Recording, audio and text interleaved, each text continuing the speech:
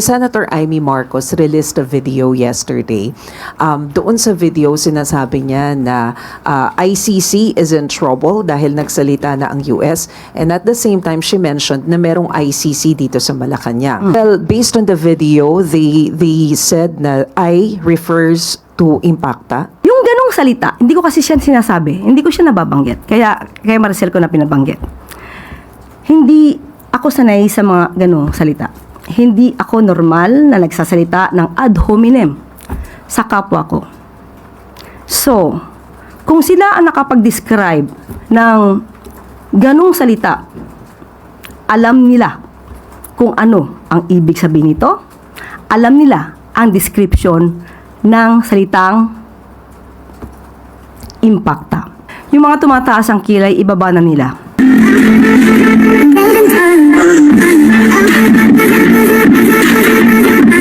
At maaari na po akong tumanggap na inyong mga katanungan. Unang tanong mula kay Rafi Ayeng, Daily Tribune. Magandang umaga po, Yusek. Marami po ang tumaas ang kilay nung in-announce ni Pangulong Marcos na maglo-launch ang Pilipinas ng rocket. So sabi po rin ni Senator Robin Padilla, wala pa nga po tayong bullet train, rocket pa kaya. And ano pa po ba ang main purpose ng rocket launch na ito? Yung mga tumataas ang kilay, ibaba na nila. Ang iingat natin at ang iakyat natin at ang itaas natin ay ang mga naisi ng Pangulo para sa bansa at para sa taong bayan. Huwag na silang magsilbi na balakid sa mga ninanais ng Pangulo sa pag-asenso ng ating bansa.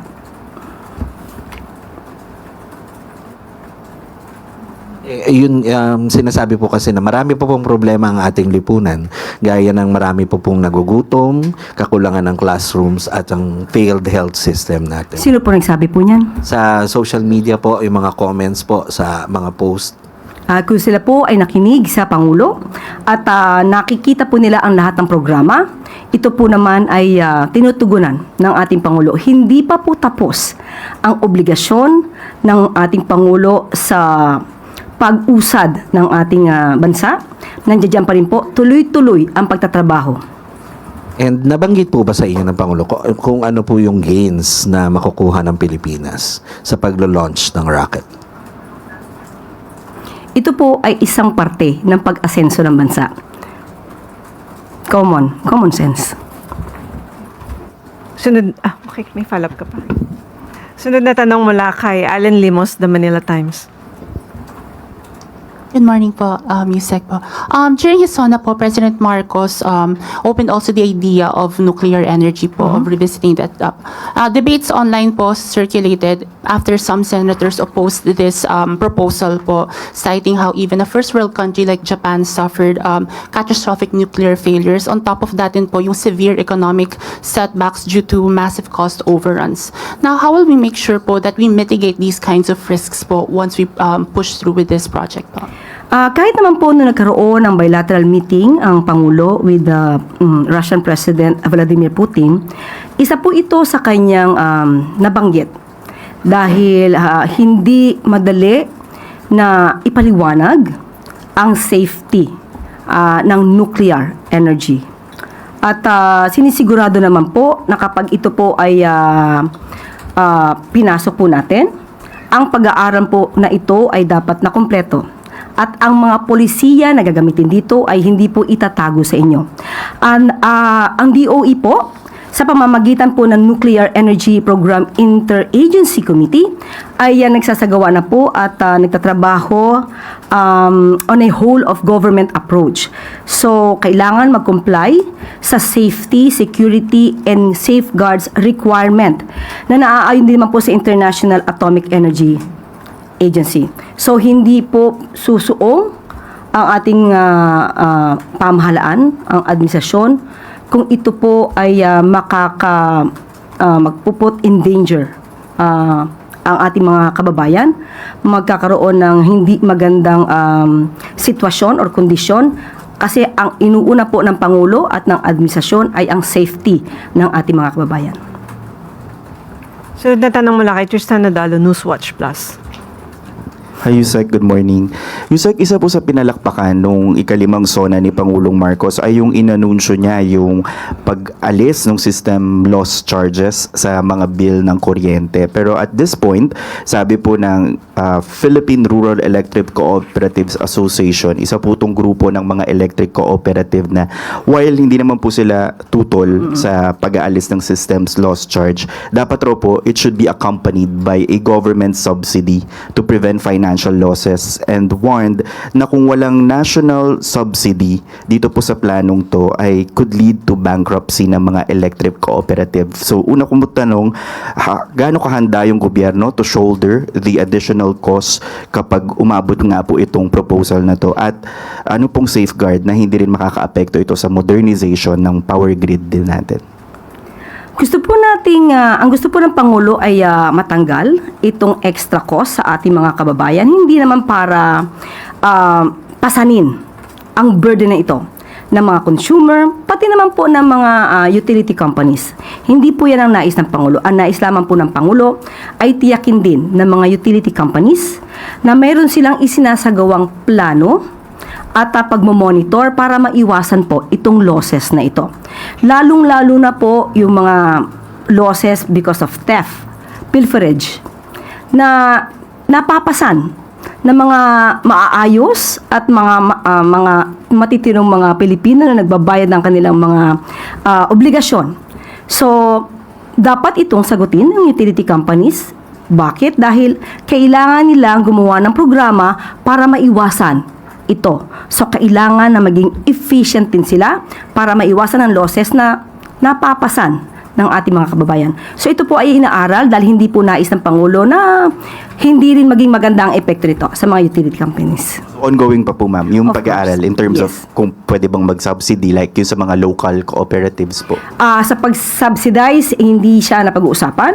Ang kinakailangan din pag-aralan ng utility companies kung paano nila maiiwasan na magkaroon ng losses. Okay. Ma'am, just one observation lang po on the President's SONA. Hindi po nabanggit ng Pangulo yung anti-political dynasty bill despite it being a priority measure of the Marcos administration. Nagbago po ba ang posisyon ng Pangulo when it comes to the anti-political dynasty bill, o he remains committed to passing this measure bago matapos yung term niya? Opo, yan pa rin po ang nais ng Pangulo na maipasa sa panahon niya at sa kanyang administrasyon itong anti-political dynasty bill. So, hinihintay na lang po natin kung paano at hanggang kailan ito magkakaroon ng BICAM dahil sa ating pagkakaalam ay ang Senado po yata ang kinakailangan pang metapusin patungkol dyan. Thank you po. Sunod na tanong mula kay Harley Balbuena, ABC 13. Hi, Yusek. Yusek will just ask on the context of a certain phrase from the fifth SONA of the President when he is discussing the uplift. He said, ibinuhos natin ang pondo kung saan karapat-dapat at mas kinakailangan. Ang pera ng taong bayan na muntik mapunta sa bulsa ng mga tiwaling opisyal ay naisalba natin. Ma'am, was there any attempt to steal the funds under the uplift? But the President was able to avert it. Okay. Noong nagsalita po ang Pangulo noong nakaraang SONA, na sinabi niyang mahiya naman kayo, ay mas naging mapanuri upang hindi agad ma-release ang pondo intended for infrastructure, especially sa flood control projects, dahil nga nagkaroon ng pag-iimbestiga. So, hindi ito agad ibinigay kung nakikita nila na hindi akma ang pag-aaral at hindi kailangan pondohan. So, yung mga hindi nagastos, kaya nga maraming tumutol sa FLR. At meron pang binanggit na pangalan patungkol dito sa for late release dahil po pinag-ingatan ng Pangulo ang pondo. At dahil sa savings po na nagawa, dahil hindi nga sa pag-release ng mga pondo sa mga proyektong questionable, ito po ang nagamit para ipantustos sa pangangailangan para maibsan ang impact sa mga kababayan natin patungkol sa krisis sa Middle East. Ma'am, does that include the allocations for the flood control projects that were removed and realigned under the 2026 budget? Sa ating pagkakaalam ay ito pa lang ay galing sa 2025 na savings at tignan pa po natin kung ano yung pinakadetalye patungkol dito. Pero ito yung mga 2025 na hindi na nasagawa. Sunod na tanong mula kay Ivan Mayrina, GMA7.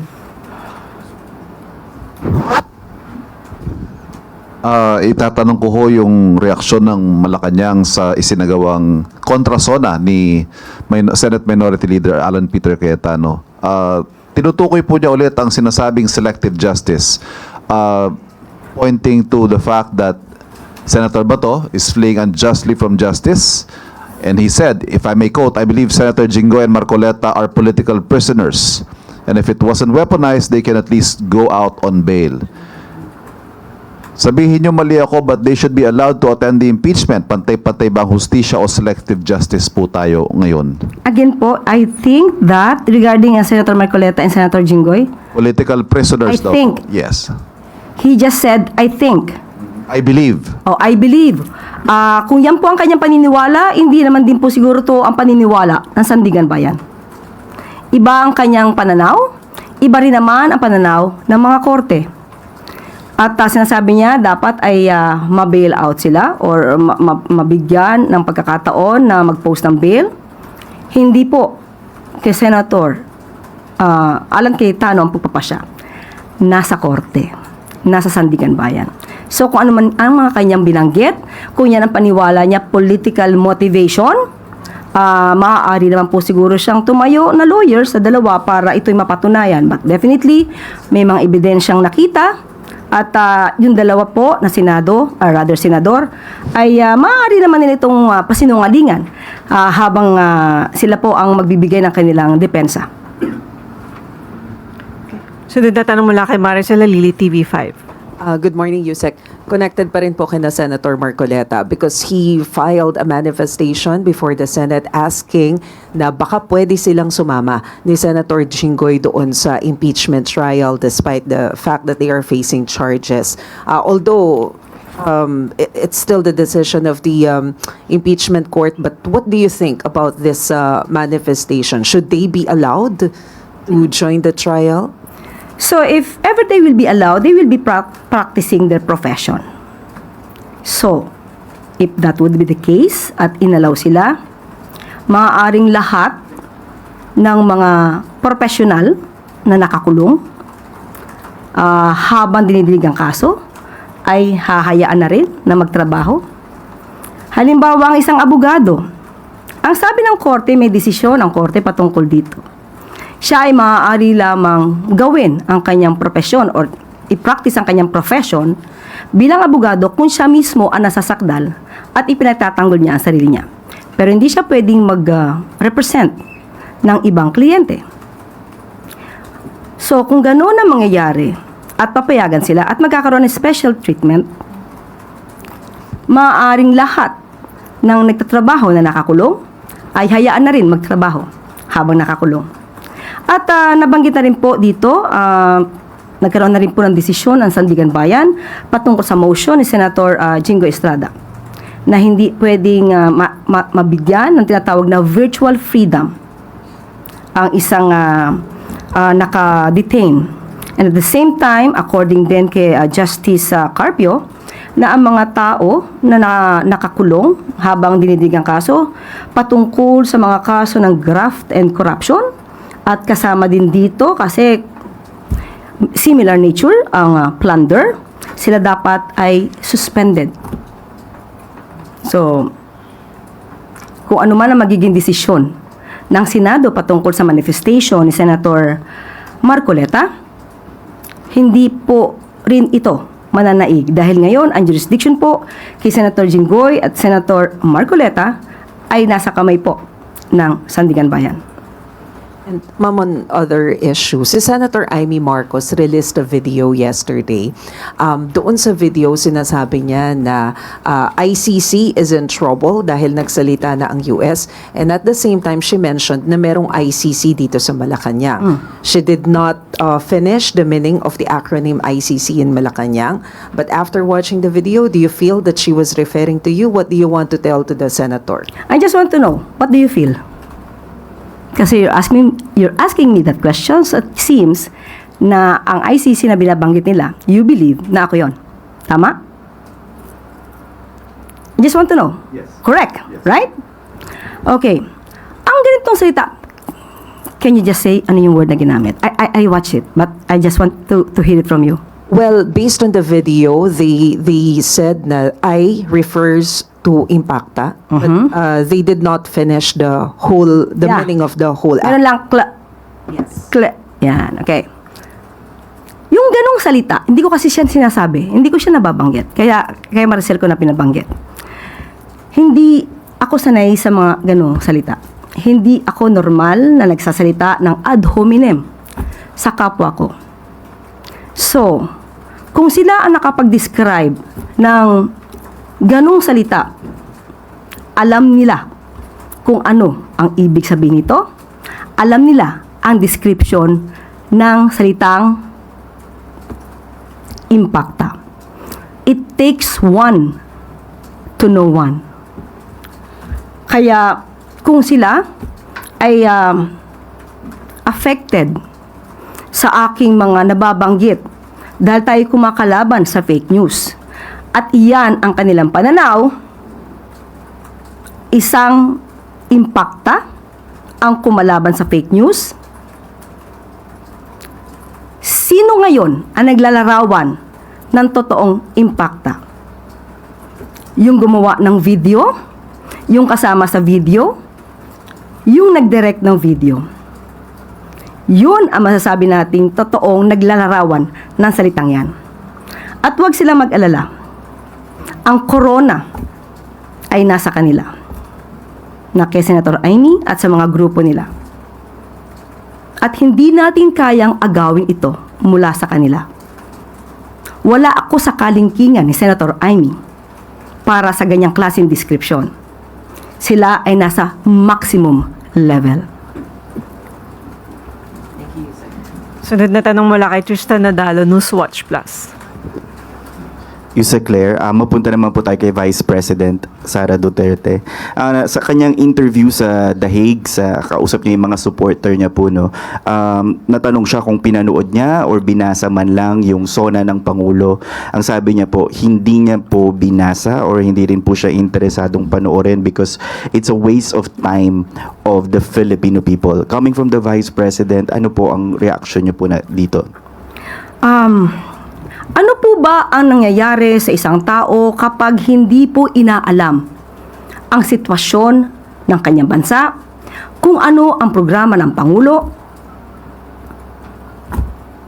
Walang alam. Sino man, hindi tayo nagpapatungkol in particular sa sino mang tao. Ang SONA, ito po ay paraan. Ito ay ang pag-uulat ng Pangulo ng kanyang naging accomplishments, kung ano pa ang gagawin ng gobyerno para sa taong bayan. Ito po ay base sa konstitusyon. Ang hindi pagbibigay respeto sa SONA ay hindi pagrespeto sa konstitusyon, hindi pagrespeto sa institusyon. May mga tao na ang nais ay manatiling walang alam. Mangmang ang mga kababayan mas madaling maging or manipulahin ang mga taong walang alam. So sa mga kababayan natin, lagi tayong maging mapanuri. Obligasyon po nating alamin ang katotohanan at huwag tayong sumunod sino man na nag-uudyok na manatili tayong mangmang sa katotohanan. Mabubulag po tayo dyan. Obligasyon po nating alamin para hindi tayo manatiling mangmang sa katotohanan. During that interview, natanong din po siya tungkol sa loobin niya kung expected bang makulong si former House Speaker Martin Romualdez dahil nabanggit ni Pangulong Marcos yung kanyang pinsan po sa kanyang SONA. Ang sabi niya, yung sa 20 pesos nga lang na bigas, hindi natupad. Meron din daw po siyang hiniling noong pumayag siyang tumakbo. Yung isa po gusto niyang gawin para sa kanyang mga anak na gagawin niya gabi-gabi. Kaya para sa kanya, hindi pa rin tinupad to ng Pangulo. So bakit pa daw po maniniwala at manonood sa SONA? Okay, parang ito po yung waste of time sagutin dahil sa walang basihan at walang kakwenta-kwentang mensahe. Alam po natin na lahat ng ito ay kasinungalingan. Nandiyan ang 20 pesos kada kilo na bigas na marami na pong nakaka-avail. Marami na pong nabibinipisyuhan sa mga kadiwa centers natin. At yung patungkol sa kanyang hiling,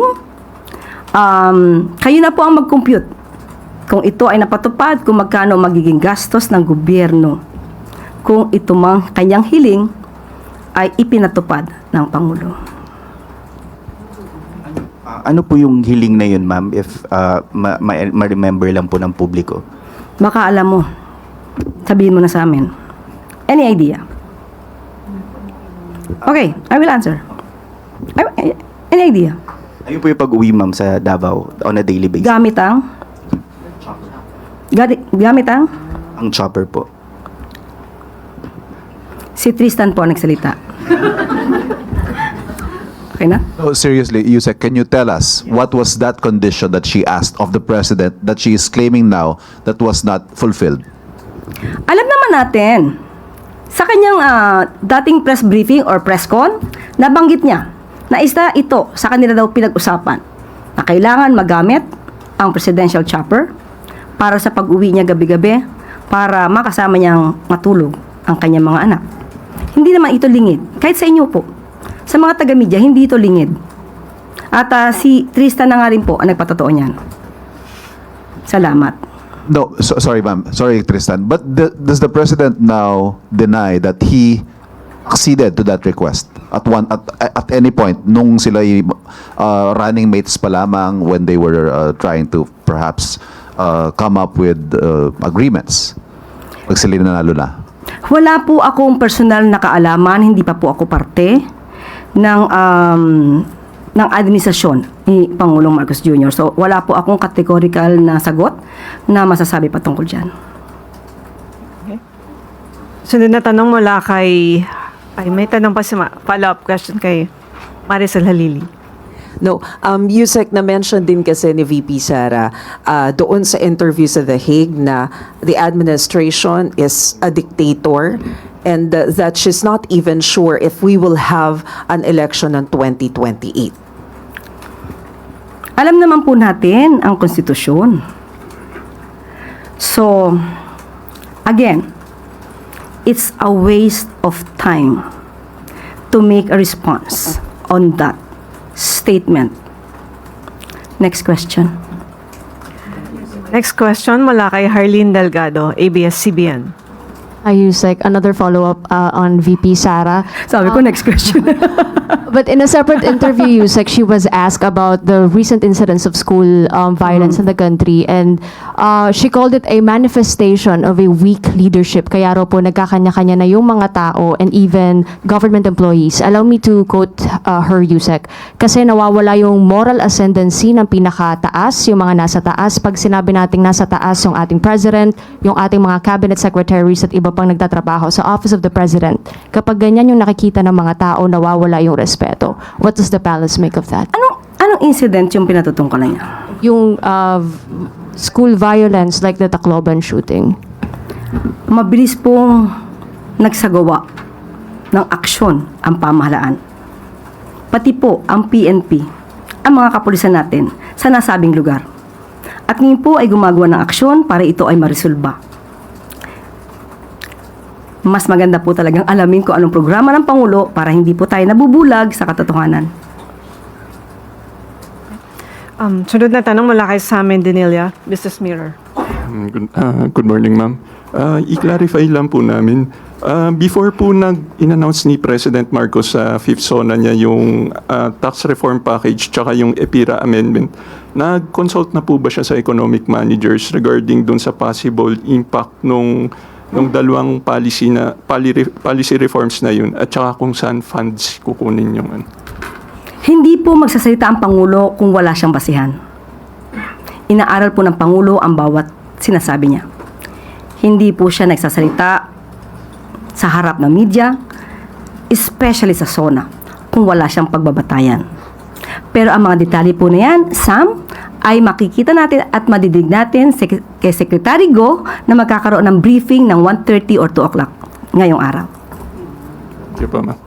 Wala nang...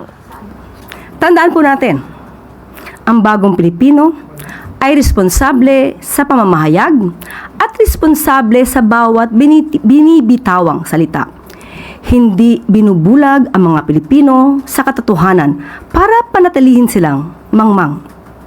Umaayaw ang bagong Pilipino sa walang alam na liderato. At dito na po nagtatapos ang ating press briefing. Magandang araw para sa bagong Pilipinas.